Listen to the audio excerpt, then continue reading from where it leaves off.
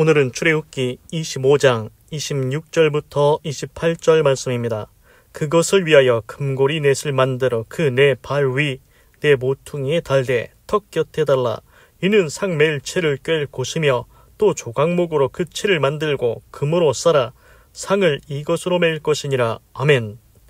그래서 출애굽기 25장은 하나님께서 그 모세한테 성막을 만들라고 했지 않습니까? 그래서 모세가 이스라엘 백성을 이끌고 이집트를 탈출해서 나왔는데 아직 광야에 있습니다. 사막입니다. 아직 가나안 땅에 들어가지 않았습니다. 그 광야에서 하나님께서 성막을 만들라고 했습니다. 그래서 이스라엘 백성 보고 자원해서 즐거이 예물을 드리라고 했고 그걸 재료로 해서 성막을 만들게 됩니다.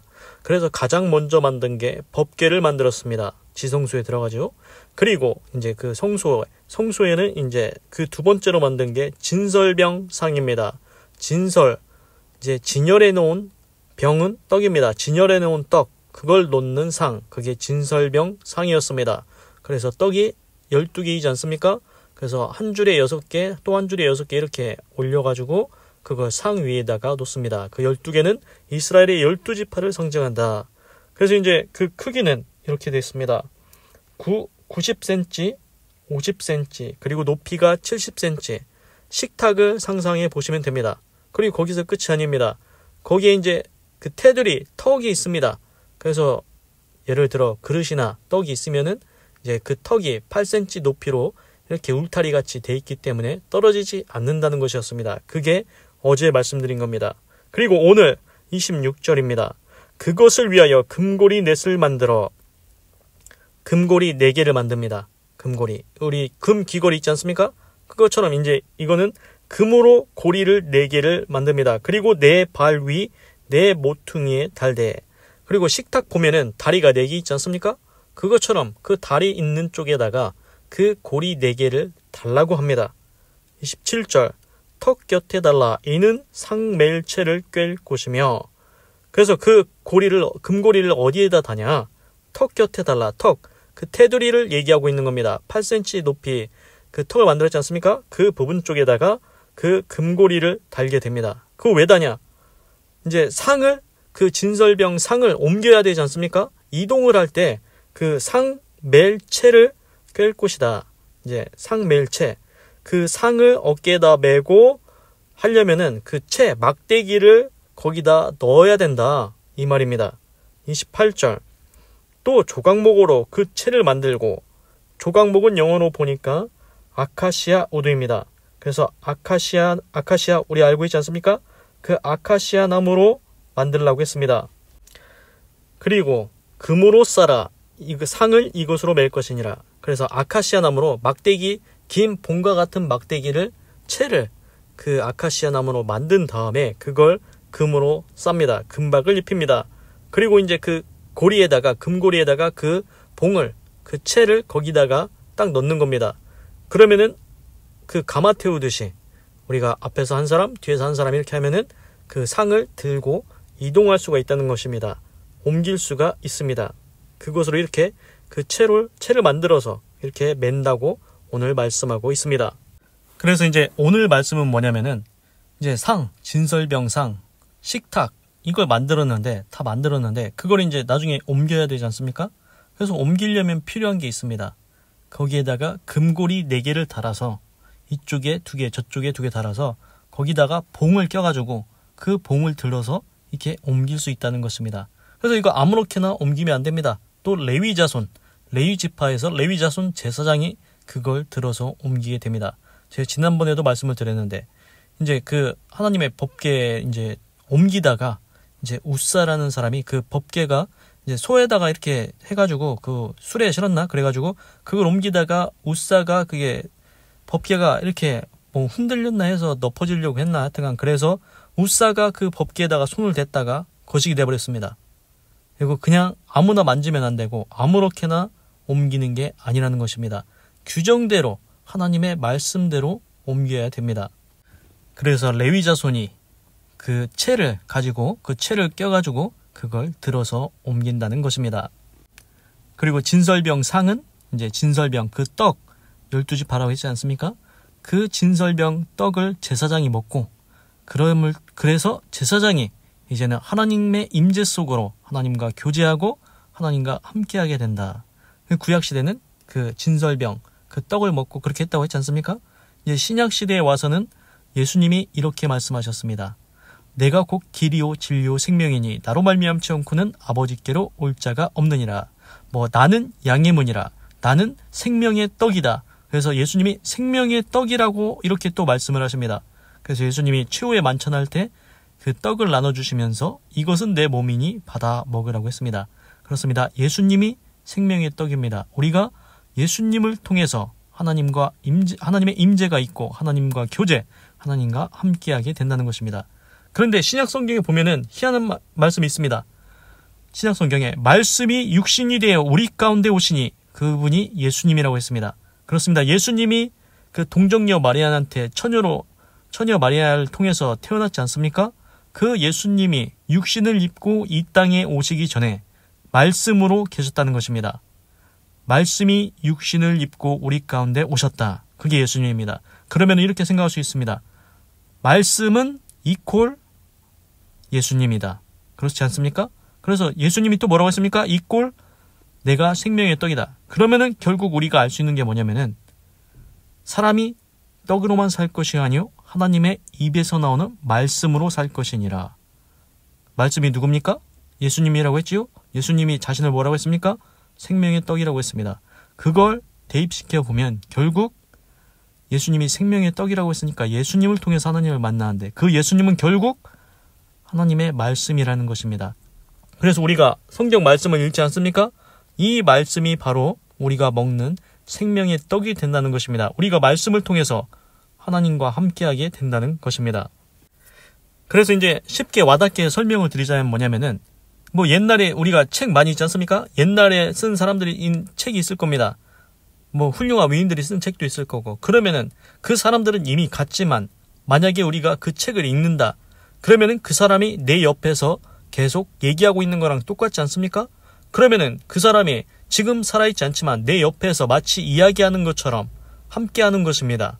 그렇습니다. 우리가 말씀을 통해서 하나님이 우리와 함께 하신다는 것입니다. 말씀이 생명의 떡이고 그리고 예수님이라는 것입니다. 그래서 오늘은 진설병은 없습니다. 옛날에 구약시대에 있었습니다. 성소에 있었습니다. 지금은 없지만 우리는 다른 새로운 떡이 있습니다.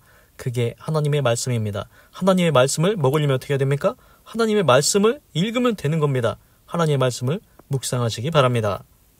그리고 이제 또 제가 재미있는 거를 이제 또 생각을 해봤습니다. 이게 뭐냐면은 이제 우리가 이제 이렇게 질문을 하는 겁니다. 또 그리고 생각해 보는 겁니다. 예를 들어서 자, 천사도 없고 천국도 없고 하나님도 없다. 귀신도 없고 사탄도 없고 지옥도 없다. 이렇게 가정을 하는 겁니다. 우리 솔직히 모르지 않습니까? 진짜 천국이 있는지 하나님이 계신지 천사가 있는지 우리 모르지 않습니까? 그래서 이거를 누가 정확하게 확신 있게 정의할 수는 없습니다. 또 본 사람이 있습니까? 그래서 제 주위에는 이제 실제로 본 사람이 저도 이제 본 적은 없고 그래서 이거를 확실하게 그렇다 이렇게 말하기가 좀 거시기하지 않습니까? 그래서 이것을 한번 생각해 보자는 겁니다. 그래서 이제 쉽게 천사도 하나님도 천국도 없다 이렇게 이제 가정을 했습니다. 자, 이제 생각해 보겠습니다. 제가 있습니다. 제 부모가 있습니까? 없습니까? 제 부모가 있습니다. 그러면 예를 들어서 그러면은 제 부모를 낳은 사람이 있습니까? 없습니까? 당연히 있습니다. 할아버지 할머니가 있는 겁니다. 그러면은 그 할아버지 할머니 낳은 부모가 또 있습니까? 당연히 있습니다. 이렇게 계속 올라가면 고조, 증조 막 나오지 않습니까? 그래서 이제 성경의 기록 보면 누가 누구를 낳고 누가 누구를 낳고 막 이런 얘기 나오지 않습니까? 마태복음 1장에 막 그런 얘기 나옵니다. 그것처럼 우리도 족보를 갖고 있습니다. 우리 족보 있지 않습니까? 무슨 성씨 가문의 족보 이렇게 쭉쭉쭉 내려왔다 이런 거 다 갖고 있습니다. 그러면은 우리가 생각해 봐야 됩니다. 아니 계속 올라가다 보면은 분명히 최초의 사람이 있을 거다.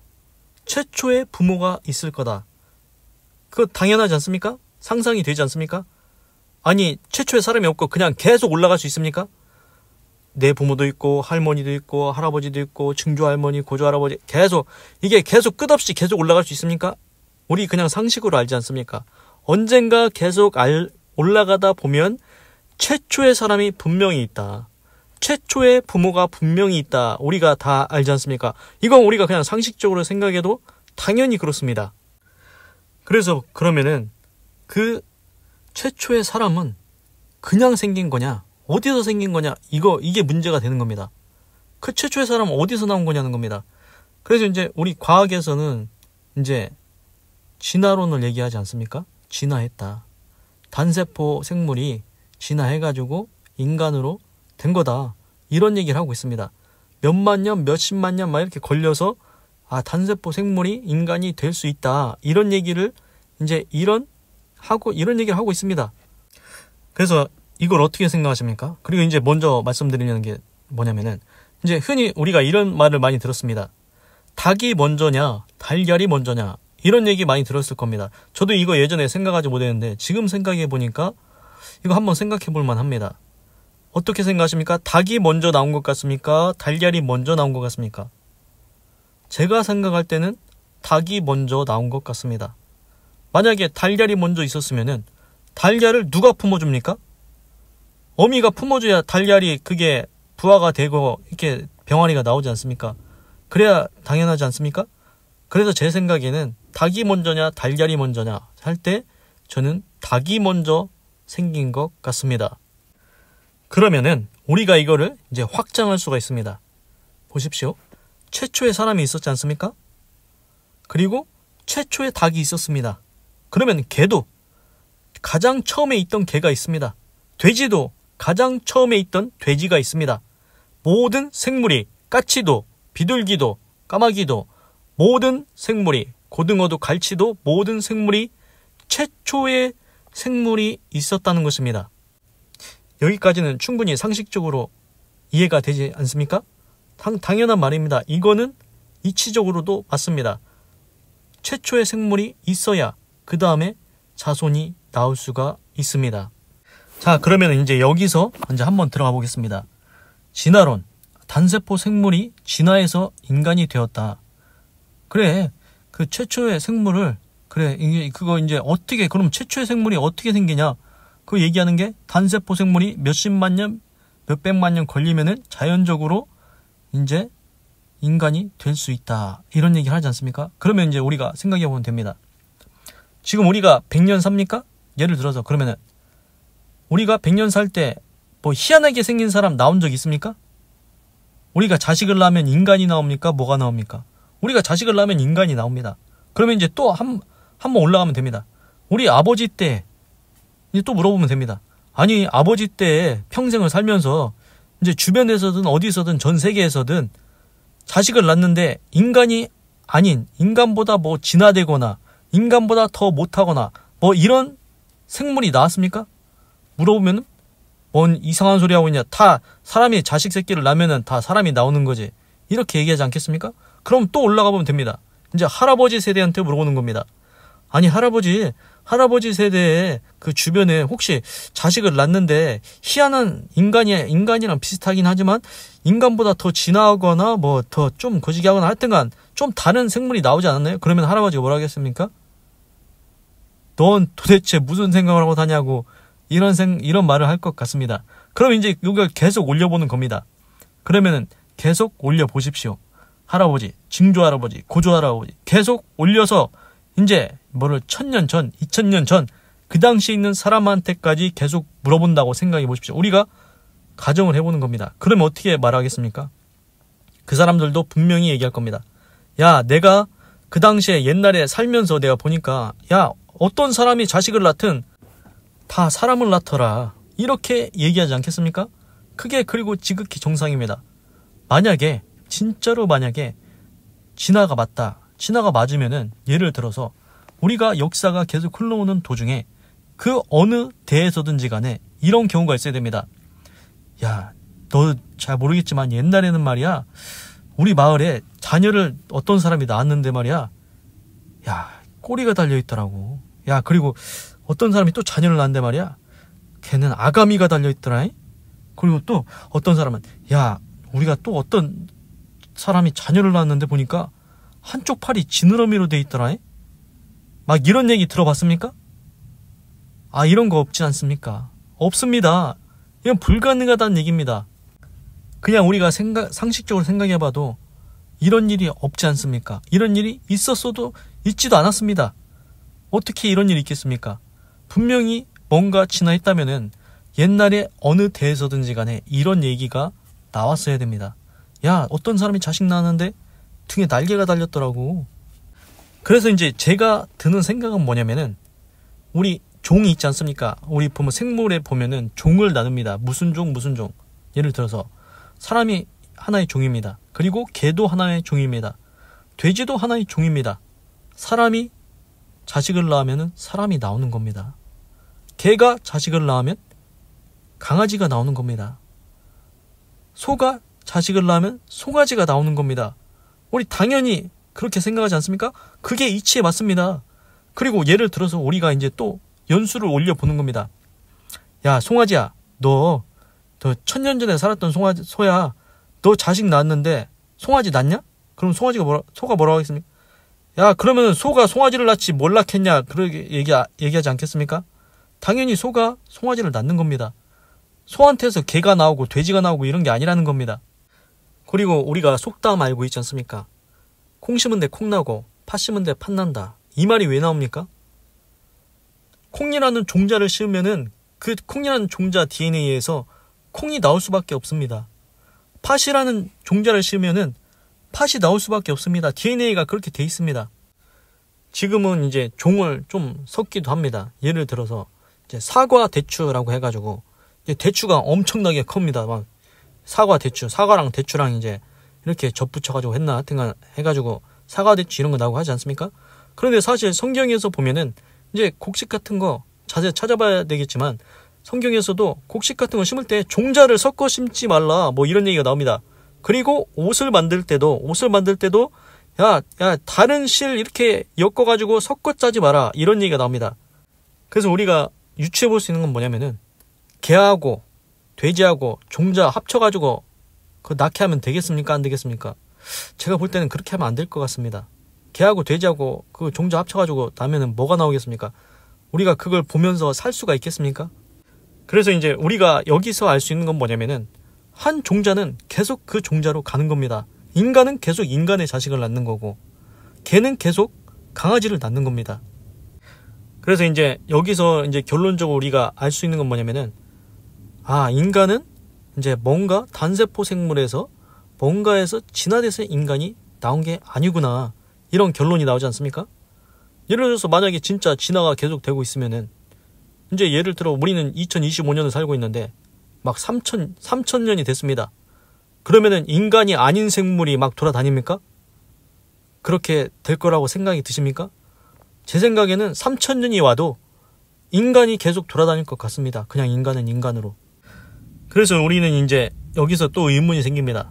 아니 단세포 생물이 진화해서 인간이 됐다고 막 이런 얘기를 하는데 그럼 단세포 생물은 또 어디서 나온 거냐? 누가 만든 거냐? 이게 또 문제가 생긴다는 겁니다. 그래서 이제 우리가 이제 여기까지 와보니까 뭘 알 수 있습니까? 분명히 최초의 사람이 있었다. 최초의 개가 있었다. 최초의 돼지도 있고 최초의 소도 있고 모든 생물이 최초로 있었다. 그러면은 우리가 이걸 생각할 수 있습니다.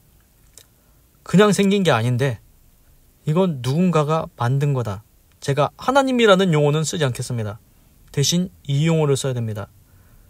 창조주가 있었다. 지을 창, 지을 조, 사람. 그래서 사람을 지은 자가 있다는 것입니다. 개를 지은 자가 있다는 것입니다. 그게 아직 누군지는 모릅니다. 그냥 신이라고 해보겠습니다. 하여튼간 누군지는 모르겠지만 하여튼간 최초의 사람을, 최초의 개를, 모든 생물을 만든 분이 계시다는 것은 우리가 결론에 도달할 수 있습니다. 뭐 그러면 또 이런 생각이 들 수도 있습니다. 아니 뭐 다른 행성에 와서 외계인이 사람 만든 거 아니냐, 생물들 다 만들고서는 다른 행성으로 다시 돌아간 거 아니냐 이런 얘기하면은 그럼 또 생각해보면 됩니다. 그럼 그 외계인은 도대체 누가 만든 거냐는 겁니다. 그 외계인은 누가 만들었습니까? 그 외계인도 최초의 외계인이 있을 거 아닙니까? 그럼 그 최초의 외계인도 누군가는 만들었을 거라는 겁니다. 누군가가 만들어야 생기지 않겠습니까? 그냥 생기는 건 없습니다. 그래서 우리가 이 결론에 도달합니다. 분명히 최초의 인간이 있고 모든 생물의 최초의 생물들이 개도 있고 소도 있을 건데 분명히 이게 그냥 생긴 게 아니고 자식이 계속 이렇게 내려오는데 최초의 그것은 그냥 생긴 게 아니니까 분명히 누군가가 창조했을 거다. 누군가가 만들었을 거다. 그런데 아직 하나님이라는 용어는 쓰지 않겠습니다. 누군가가 만들었을 거라는 결론에 도달합니다. 그걸 기독교에서는 이제 하나님이라고 말하고 있는 것이죠. 자, 그러면은 이제 이걸로 돌아가 보겠습니다. 그 천사가 없다. 귀신도 없다. 이렇게 하고 생각해 보겠습니다. 귀신이 없습니다. 그러면은 점쟁이, 요즘에도 점치는 사람 있지 않습니까? 점치러 가면은 점쟁이가 가끔가다 맞춥니까? 안 맞춥니까? 뭐 저는 점을 안 봐서 모르겠지만 그 점집의 용화대 이런 얘기는 많이 들어봤을 겁니다. 점 보러 갔다 온 사람도 주변에 있긴 있을 겁니다. 안 믿는 사람은 점 보러 많이 다니니까 그런 사람이 있을 겁니다. 그러면은 그 점치는 자가 그냥 자기 생각으로 막 머리를 써가지고 하는 겁니까? 그럴 사람들도 있을 겁니다. 뭐 주역 막 책 공부해가지고 그냥 이제 풀이하는 사람도 있을 거고, 아니면은 진짜로 귀신을 받아가지고 귀신이 들려가지고 귀신 들려서 귀신이 알려주는 대로 얘기하는 사람도 있을 겁니다. 그러면은 맞추니까 용하다고 하겠지요. 자, 그러면 이제 저도 이건 들은 건데, 그러면 그 점쟁이 속에 있는 귀신이 어떻게 그렇게 정확하게 맞추느냐? 제가 알려드렸죠. 점 보러 오는 사람 속에 하나님의 성령이 없으면 그 사람 속에도 귀신이 있습니다. 그러면 귀신들이 서로 내통하는 겁니다. 점쟁이 속에 있는 귀신과 점 보러 온 사람 속에 있는 귀신이 서로 정보를 알려주고 교환하는 겁니다. 야, 이 점 보러 온 사람 이렇게 살았고 이런 일이 있었고 다 얘기합니다. 그러면은 점쟁이는 그냥 그대로 알려준 대로, 귀신이 알려준 대로 정보가 이미 들어왔으니까 그대로 얘기하면은 그 사람이 내가 이랬던 거 다 알더라고, 이렇게 깜짝 놀라는 겁니다. 자, 그리고 또 이제 무당이 가끔가다 작두 타고 막 이러지 않습니까? 그 무당이 발에다가 뭐 철판이나 뭐 그런 걸 얇게 입혀서 거기 올라갑니까? 이게 인간으로서 가능한 일입니까? 그 칼날 위에 올라가는 것이 귀신이 들렸으니까 그게 있을 수도 있다는 것입니다. 귀신 들리면. 그리고 옛날이든 지금이든 간에 귀신 미쳐가지고 귀신 들려가지고 미친 사람 본 적이 있습니까? 없습니까? 뭐 성경에는 거라사 지방에 군대 귀신 들린 사람이 미쳐가지고 무덤사이에서 지냈다 뭐 이런 얘기가 있는데, 실제 우리가 사는 이 시대에도 귀신 들려가지고 미친 사람들 본 적은 있을 거 아닙니까? 들은 적이라도 있을 겁니다. 그러면은 이걸 생각해 봐야 됩니다. 영적인 존재가 존재하는가? 귀신이 정말로 있는가? 이런 의문이 들지 않습니까? 그러면 우리가 여기서 이런 얘기를 할 수 있습니다. 이런 거 생각해 보니까 분명히 영적인 존재도 있기는 있을 거야. 우리 눈에는 보이지 않지만 영적인 존재가 있을 거야. 귀신도 분명히 있는 것 같아. 그리고 천사도 있을 것 같아. 이런 생각이 들지 않습니까? 제가 처음에 귀신도 없고 천사도 없다고 이렇게 전제하고 출발을 했습니다. 그런데 지금 얘기를 들어보니까 이거는 인간으로서는 이거 정상적이지가 않다. 이거는 귀신의 뭐 그런 게 있는 것 같다. 이런 느낌이 드는 적이 있을 겁니다. 그래서 이제 귀신은 있습니다. 있는 것 같습니다. 그리고 천사도 있는 것 같습니다. 그러면은 우리가 여기서 한 단계 더 나아갈 수 있습니다. 그러면은 천사나 귀신은 도대체 눈에는 안 보이는데 누가 만든 거냐? 이런 질문이 들어옵니다. 아니, 그냥 생길 수 있습니까? 영적인 존재가? 귀신이나 천사가 그냥 생깁니까? 가만히 있다가 뾰로롱 하고 나타납니까? 무슨 만화영화 같이 그렇게 나오는 겁니까? 우리가 또 그러면은 생각해 볼 수 있습니다. 천사나 귀신도 누군가가 만든 분이 있지 않을까? 누군가가 만든 분이 있지 않을까? 여기서 똑같이 창조자가 나와야 됩니다. 누군가가 영적인 존재를 지었다. 영적인 존재를 누군가가 지었다. 이런 결론이 나오게 됩니다. 그래서 이제 우리가 최종적인 결론에 도달하게 됩니다.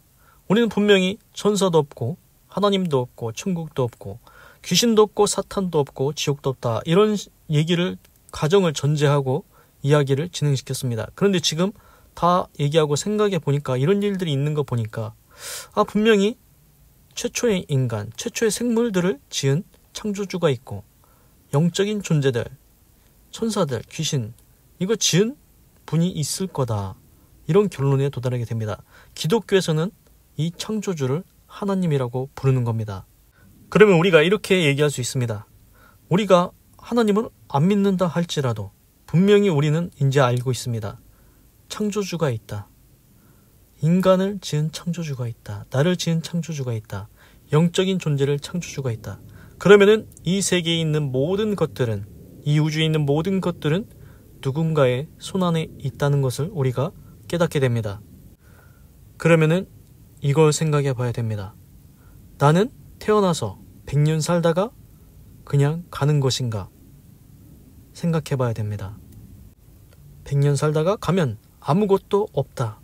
이렇게 확실하게 내가 정의할 수 있습니까? 확실하게 확신할 수 있습니까? 지금까지 우리가 생각해 봤지 않습니까? 결론적으로 창조주가 있습니다. 그 창조주의 손안에 우리 인생이 들어 있습니다. 누가 이런 말을 시작했는지는 모르지만 부처님 손바닥 아니다 이러지 않습니까? 우리는 창조주의 손바닥 안에 있습니다. 우리 인생이 그냥 우주 가운데 한번 던져진 그런 아무것도 아닌 존재가 아니라는 것입니다.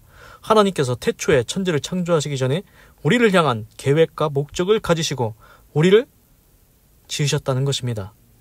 우리 인생은 아무 의미 없이 이 시대 가운데, 이 나라 가운데, 이 세계 가운데 던져진 인생이 아니라는 것입니다. 우연하게 발생된 생명체가 아니라는 것입니다.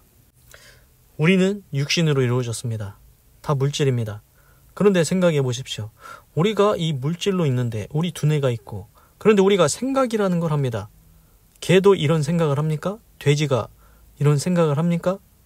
이런 생각 못할 겁니다. 우리 속에, 육체 속에 우리 영혼이 있다는 것입니다.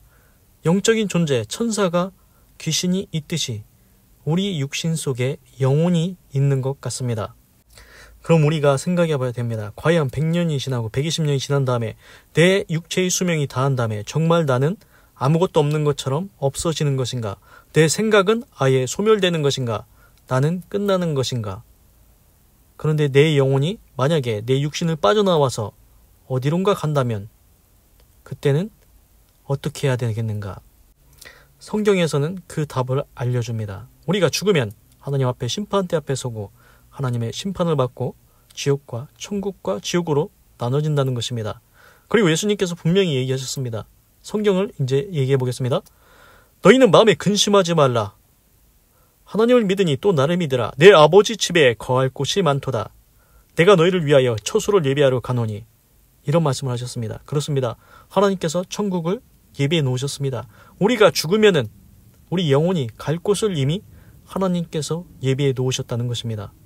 부모가 자식을 위해서 집을 준비하듯이 하나님께서 우리가 죽은 다음에 우리 영혼을 위해서 이미 거할 곳을 만들어 놓으셨다는 것입니다. 그곳이 천국이라는 것입니다.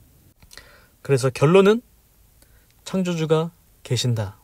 우리 현재를 살아가는 육신으로 현재를 살아가는 우리의 인생도 하나님의 손 가운데 있고 우리 육신의 삶이 다 끝나고 우리 영혼이 나중에 갈 그것도 하나님께서 주관하시고 하나님께서 인도하신다는 것입니다.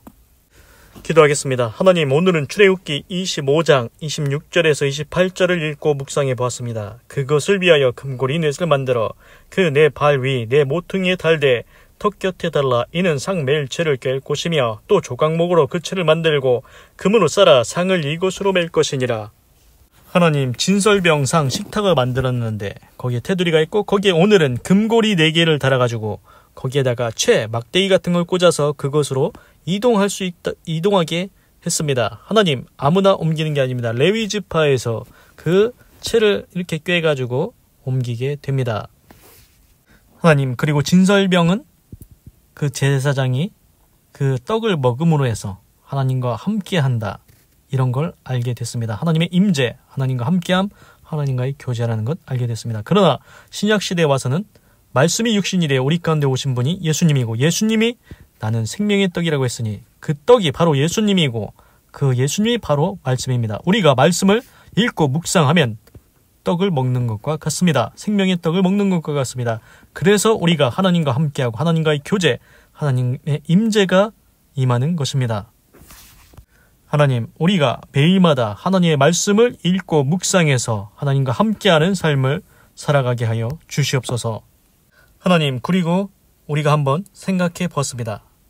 천사도 없고 하나님도 없고 천국도 없고 귀신도 없고 사탄도 없고 지옥도 없다.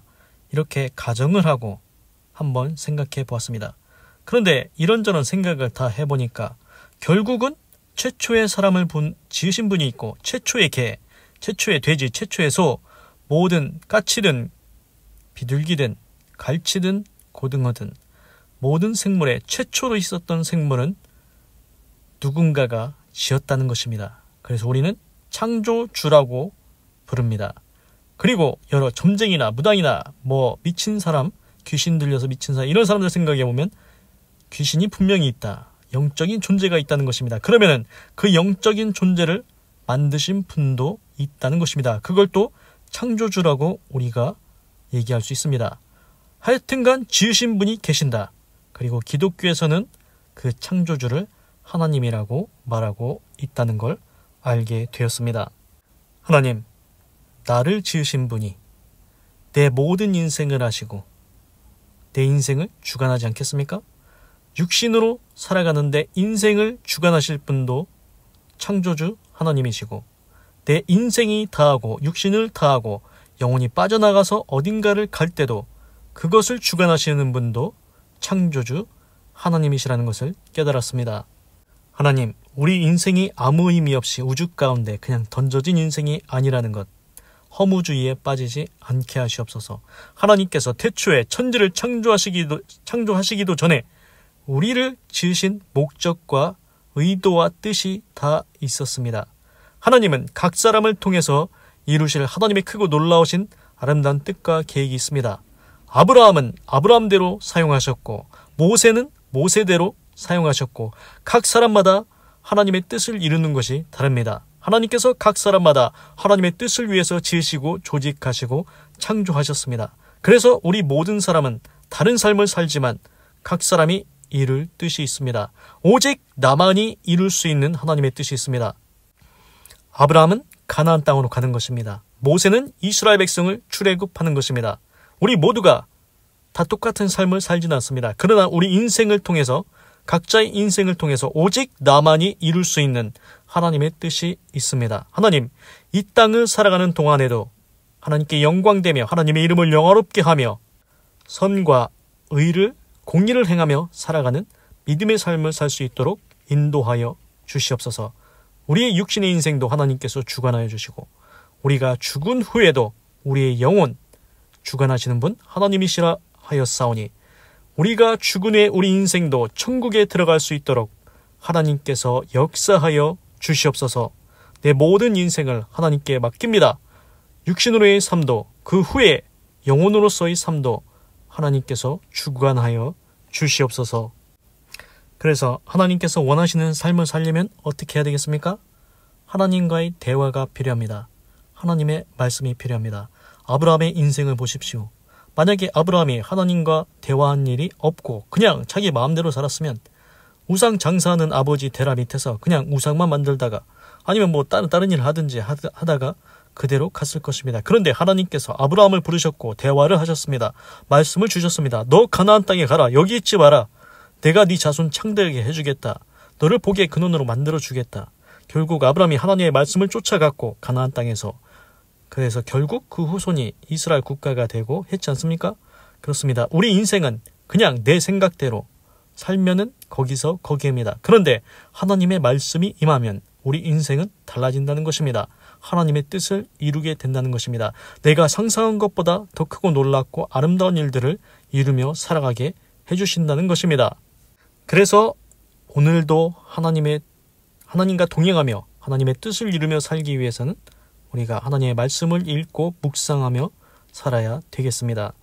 오늘 하나님이 우리 나중의 인생, 우리 영혼을 위해서 말씀하십니다. 주 예수를 믿으라. 그리하면 너와 내 집 구원 받으리라. 하나님이 세상을 이처럼 사랑하사 독생자를 보내셨으니 이는 저를 믿는 자마다 멸망치 않고 영생을 얻게 하려 하심이니라. 그 독생자 예수, 우리 대신 십자가 지신 예수, 피 흘리신 예수, 그 피 흘리심으로 우리 죄를 사하신 예수, 그 예수님 믿으면 우리가 죽은 다음에 우리 영혼이 천국 갈 수 있다고 약속해 주셨습니다. 꼭 예수님 믿고 구원 받으시기 바랍니다. 하나님, 우리 마음 이제는 하나님께로 돌아가게 하시옵소서. 마음의 눈을 밝혀 주시옵소서.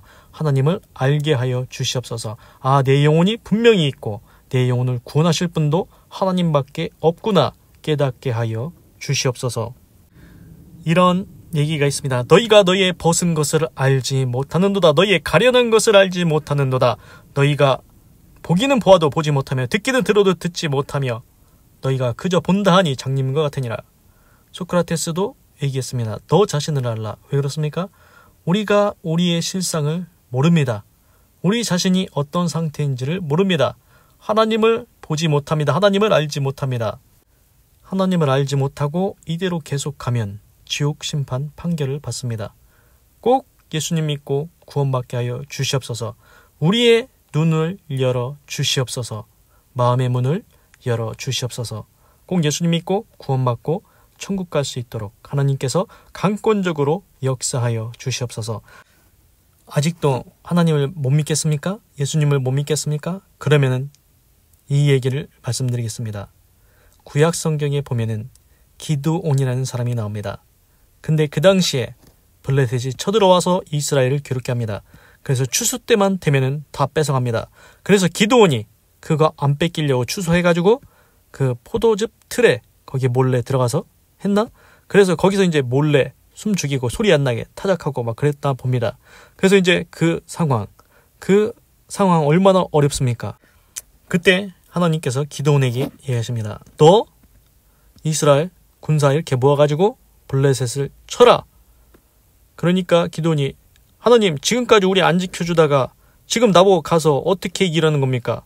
그래서 하여튼간 군사를 모았는데 너 300명 데려가라고 합니다. 300명. 그 군사가 많이 모였는데 이제 300명만 남기라고 했어요. 300명만. 근데 블레셋 군사는 엄청나게 많습니다. 그래서 결국 이제 300명만 이제 남아가지고 이제 300명으로 싸워서 이기게 되는데 그 전에 기드온이 이걸 얘기합니다. 하나님, 그러면은 정말 하나님이 계신지 아닌지 나는 확신이 안 됩니다. 하나님이 정말로 우리 민족을 돌보셨는지 난 모르겠습니다. 나는 증거가 필요합니다. 그래서 기드온이 이걸 구했습니다. 기적을 일으켜달라고. 이겁니다. 자, 하나님, 제가 양털을 여기 놓겠습니다. 그래서 양털은 말라있고 그 주변만 다 이슬이 내려서 촉촉하게 해 주시옵소서. 그러면 내가 하나님을 믿겠습니다. 그랬더니 그 다음날에 양털은 하나도 안 젖었고 지면만 다 젖어 있었습니다. 그리고 기드온이 거기서 그치지 않습니다. 한 번 더 저기 합니다. 그 순서가 바뀔 수도 있는데 이번에는 양털은 다 젖고 지면은 말라있게 해 주시옵소서. 그러면 내가 하나님을 믿겠습니다. 그래서 그 다음날 되니까 정말로 양털은 젖어 있고 그 주변은 바짝 말라 있었습니다. 그래서 기드온이 이제 확신하는 겁니다. 하나님, 제가 이제 하나님 말씀 믿겠습니다. 제가 하나님 말씀대로 300명을 데려가서 블레셋과 싸우겠습니다. 그래서 결국 기드온이 승리를 하게 됩니다. 제가 여기서 드리고자 하는 말씀은 뭐냐면은 우리가 하나님이 안 믿겨집니다. 예수님이 안 믿겨집니다. 그러면은 기도를 하십시오. 기드온처럼이라도 기도를 하십시오. 하나님, 나는 하나님이 있는지 모르겠습니다. 예수님을 왜 믿어야 되는지 모르겠습니다. 그런데 내가 만약에 하나님께서 저에게 천사를 보여주시면, 제 눈에 천사를 한 번이라도 보여주시면, 제 평생에 사는 동안 한 번만 천사를 보여주시면 제가 하나님을 믿겠습니다. 하나님 있는 줄로 믿겠습니다. 이런 기도를 해서라도 예수님을 믿으시기 바랍니다. 아니면 다른 기도를 하실 수도 있습니다. 뭔가 내가 할 수 없는 일, 정말로 불가능한 일들, 오직 창조주, 신이신 하나님만이 하실 수 있는 일, 기도원처럼 그런 일들을 한번 하나님께 기도로 진정으로 마음을 담아서 평생 기도해 보시기 바랍니다. 그러면 그 기도가 응답될 때 정말 하나님은 살아 계시구나. 지금도 역사하시는구나. 그렇게 기도를 해서라도 예수님 믿고 구원받고 천국 가는 것이 낫습니다. 그 기도를 지금부터라도 시작하십시오. 하나님, 나에게 천사라도 내 평생에 한 번이라도 천사를 보여주시면 내가 예수님 믿고 하나님 있다는 것 믿겠습니다. 이 기도라도 하시기 바랍니다. 그러면 하나님의 뜻이면 하나님께서 혹시 합니까? 하나님께서 정말로 천사를 보여주실지. 그래서 기도하고 꼭 예수님 믿고 구원받고 천국 가시기 바랍니다. 하나님 감사합니다. 하나님, 우리 마음이 믿어지지 아니할 때, 마음이 정말로 믿어지지 아니할 때, 하나님 불가능한 일, 오직 하나님만 하실 수 있는 일을 기도로 구해서라도 그 기도가 응답됨으로 예수님을 믿고 하나님이 계시다는 것 알게 하셔서 꼭 예수님 믿고 구원받게 하여 주시옵소서. 우리 인생이 하나님 모르고 그냥 지옥 판결 받고 그렇게 되면은 얼마나 불쌍한 인생이 되겠습니까? 하나님께서 인자와 긍휼을 베푸셔서 하나님께 불가능한 일을 기도로 구하게 하시고 그것이 이루어짐으로 하나님이 살아계심을 알게 하여 주시옵소서. 하나님 감사합니다. 사랑합니다. 찬양합니다. 주님 홀로 영광 받으소서. 사랑이 많으신 예수님의 이름으로 기도드립니다. 아멘. 건강하시고 예수님 믿고 구원받으시고 예수 내 구주 하나님의 축복이 말지어다. 아멘.